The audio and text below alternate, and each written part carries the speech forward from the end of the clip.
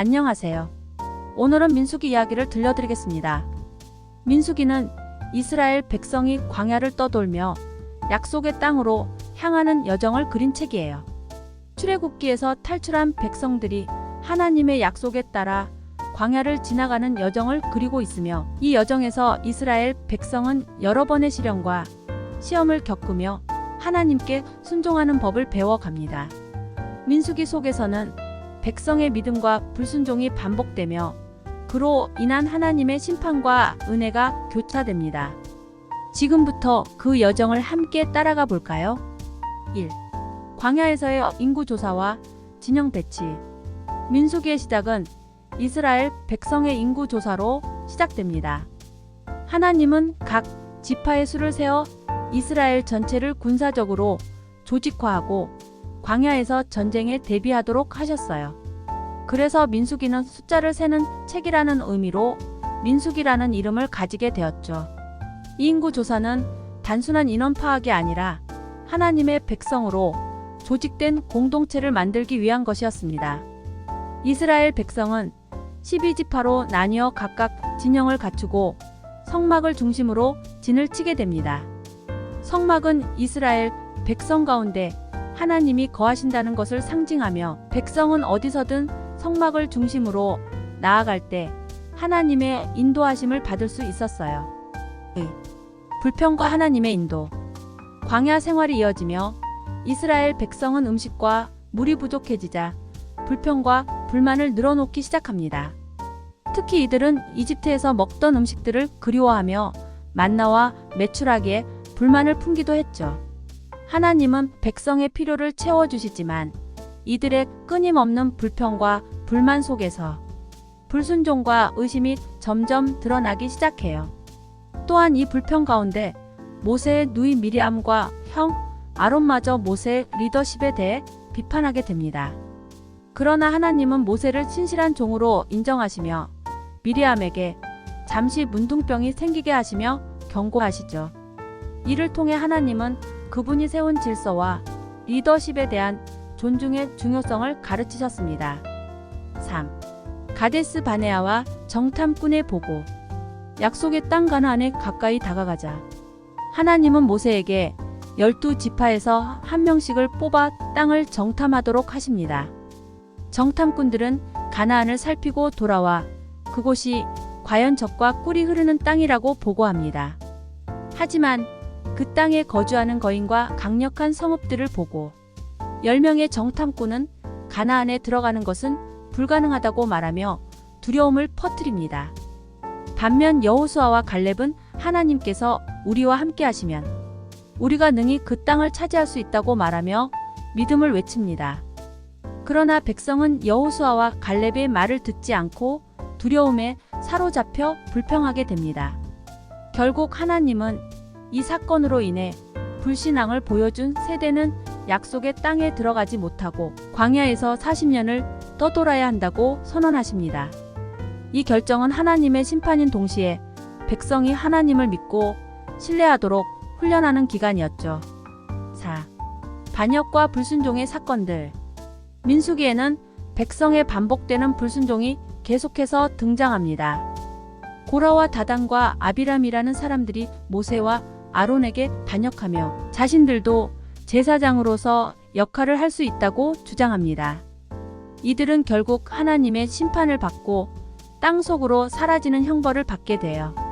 이 사건을 통해 하나님은 백성에게 제사장, 직분의 거룩함과 그분이 세우신 질서의 중요성을 다시 한번 경고하셨습니다. 또한 백성은 계속해서 물 부족으로 불평을 하는데 모세는 하나님의 지시대로 반석에서 물을 내야 하는데 순간적으로 화가 나 반석을 2번 치며 불순종하게 됩니다. 이 사건으로 인해 모세와 아론도 결국 약속의 땅에 들어가지 못하게 됩니다. 민수기는 이처럼 작은 불순종이라도 하나님 앞에서는 중요한 의미를 가질 수 있다는 것을 반복적으로 보여줍니다. 5. 노뱀과 구원의 약속. 광야를 지나는 중에 또다시 불평을 일삼는 백성에게 하나님은 불뱀을 보내십니다. 많은 사람들이 뱀에 물려 고통받게 되자 백성은 모세에게 죄를 고백하며 도움을 요청합니다. 하나님은 모세에게 놋뱀을 만들어 높은 곳에 달게 하시고 그것을 쳐다보는 자마다 살아나게 하십니다. 이 놀라운 장면은 단순히 뱀의 상징이 아니라 훗날 예수님이 인류의 죄를 대신해 십자가에 달리실 것을 예표하는 사건으로 해석됩니다. 광야에서 놋뱀을 쳐다보면 살았던 것처럼 십자가에 달린 예수님을 바라보는 모든 사람이 구원을 얻게 되는 중요한 상징으로 이해되는 부분이에요. 6. 발람과 이스라엘의 축복. 이스라엘이 가나안으로 점점 가까워지자 모압 왕 발락이 이스라엘을 저주하기 위해 예언자 발람을 불러 저주를 요청합니다. 그러나 하나님은 발람이 이스라엘을 저주하지 못하게 하시고 오히려 3번이나 축복의 말을 하게 하십니다. 이 사건은 하나님께서 자신의 백성을 어떻게 보호하시고 인도하시는지를 다시 한번 보여줍니다. 발람은 결국 이스라엘을 저주하지 못했지만 백성에게 이방 문화와 우상, 숭배에 물들게 할 계략을 주어 많은 백성이 이교 여인들과 관계를 맺고 우상을 섬기게 됩니다. 이는 하나님께 큰 죄가 되어 이스라엘이 하나님의 심판을 받는 원인이 됩니다. 이 사건은 하나님과의 언약을 지키는 것이 얼마나 중요한지를 일깨워 줍니다. 7. 새로운 세대의 준비. 광야에서 방황하며 시간이 흘러가자 불순종한 첫 세대는 대부분 세상을 떠나고 가나안 입성을 준비하는 새로운 세대가 일어납니다. 하나님은 다시 인구 조사를 명령하시고 약속의 땅에서 그들이 어떻게 지내야 할지 새로운 규례와 법을 전해주십니다. 그리고 모세는 후계자 여호수아에게 지도자의 직분을 넘겨줍니다. 새로운 세대는 이전 세대와 달리 하나님을 더욱 신뢰하며 약속의 땅을 바라보게 됩니다. 민수기는 그동안의 방황을 마치고 가나안으로 향할 준비를 마친 이스라엘 백성의 모습을 그리며 마무리됩니다. 민수기는 이스라엘 백성의 순종과 불순종, 그리고 그에 따른 하나님의 심판과 은혜가 교차하는 이야기를 통해 우리에게 많은 것을 가르쳐 줍니다. 하나님은 그분의 뜻을 따르지 않는 세대에게는 엄격하게 징계하시지만 회개하는 사람들에게는 언제나 새롭게 인도할 길을 열어주십니다. 광야에서 40년이라는 시간 동안 이스라엘 백성은 하나님과의 관계에서 중요한 교훈을 배우며 하나님의 인도하심을 신뢰하는 법을 조금씩 익혀갑니다. 민수기의 주요 구절 몇 가지를 소개할게요.